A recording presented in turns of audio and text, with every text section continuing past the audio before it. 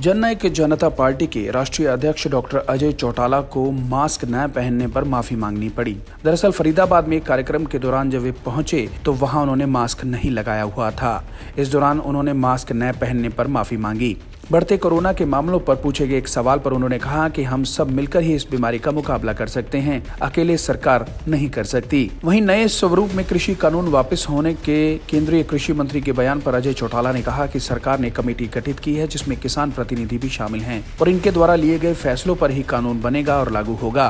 वहीं पत्रकारों से बातचीत करते हुए उन्होंने कहा कि पहले भी यहाँ व्यापार मंडल के लोग पार्टी में शामिल हो चुके हैं। आज पहली बार बहुत से विभिन्न संगठन इस कार्यक्रम में शामिल हुए हैं, जो जेजेपी के लिए गर्व की बात है। क्या बीजेपी के लोग शामिल होंगे तो उन्हें शामिल करवाया जाएगा के सवाल में डॉक्टर अजय चौटाला ने कहा कि अगर वे हमारी नीतियों में विश्वास रखते हैं और अपनाते हैं तो उनका भी स्वागत है। वैसे भी बीजेपी हमारी सहयोगी है और पहले से ही हमारे साथ शामिल है।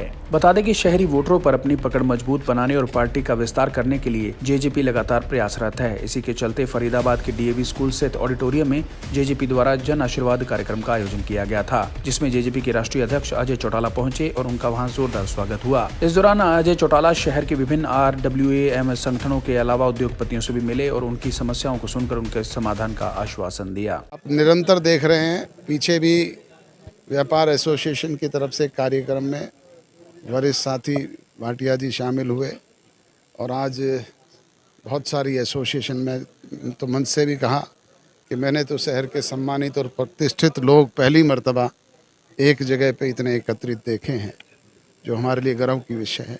मैं ये कह रहा हूँ, वो अगर हमारी नीतियों को अपनाते हैं तो स्वागत है सबका। तो उसके लिए बाकायदा सेंटर ने कमेटी गठित की है, उसमें किसान प्रतिनिधि भी हैं। आगे जो भी कोई मसला होगा उनके साथ मिल बैठ करके पहले तय करके ही किया जाएगा। मैंने यही बात कही ना कि इसके लिए कमेटी का गठन कर दिया और उसमें किसानों के प्रतिनिधि भी हैं। वो सब मिल बैठ करके आपस में डिसाइड करेंगे और उसके बाद ही कोई कानून बनेगा जिसे लागू किया जाए। हरियाणा सरकार में रीशफल की बात कही जा रही है, कब तक संभव है? अब ये मुख्यमंत्री का अधिकार है, मेरा अधिकार नहीं है। मैं तो पार्टी का आदमी हूँ, मुझे पार्टी की बात संज्ञान में हमारे है। हमें एक बर्थ मिलेगी, जब भी वो गठन करेंगे हम उनको नाम दे देंगे। अच्छा, कुछ ऐसी भी चर्चा थी कि इनेलो के पास कुछ ज्यादा डिपार्टमेंट है, उन्हें कुछ इनेलो के पास नहीं, जेजेपी के पास कुछ। हमें तो जब एक मंत्रिमंडल का और बर्थ मिलेगी तो मंत्रिमंडल की जगह 2 और मिलेगी। सर, कोरोना दोबारा से वापसी हो रहा है, क्या लोगों से अपील करेंगे?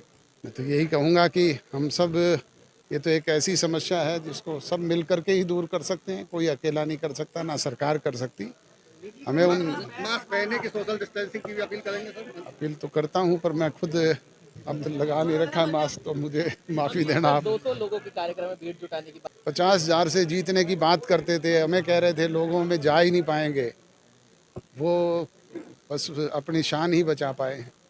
ये निर्णय सरकार के स्तर पे होते हैं, उन्होंने कुछ सोच समझ करके ही फैसला लिया होगा। आपका व्यक्तिगत तौर पर क्या मानना है? व्यक्तिगत तौर पे तो अब 25 साल और 21 साल की बात जब करें तो वयस्क होते ही लोग इसका सेवन करना शुरू कर देते हैं। एक तरफ शादी की उम्र बढ़ाई जा रही है और शराब पीने की घटाई जा रही है। शराब पीने की उम्र तो कोई होती ही नहीं है, बच्चा भी पीना शुरू कर देता है कई बार। तो सरकार परमिट अगर करेगी तो फिर तो ऑब्वियसली लोग। सरकार तो इसलिए परमिट कर रही है कि जब वो बचपन से ही उसका सेवन शुरू कर देते हैं तो लीगलाइज किया जाए उसे। फरीदाबाद से राजेंद्र दया की रिपोर्ट।